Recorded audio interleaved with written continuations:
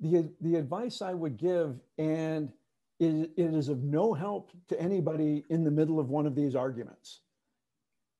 The advice I give is to people in the early days of their relationships, is have the money discussion and talk early. Not first date early, but early.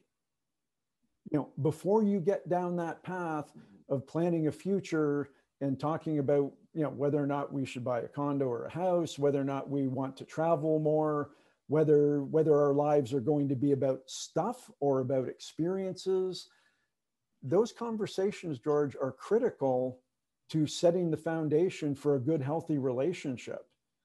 Because when money becomes an issue, what happens is in a partner relationship, one partner tries to use it as a weapon against the other. And when money becomes a weapon, I don't want to say your relationship's doomed, but it's not likely to end well.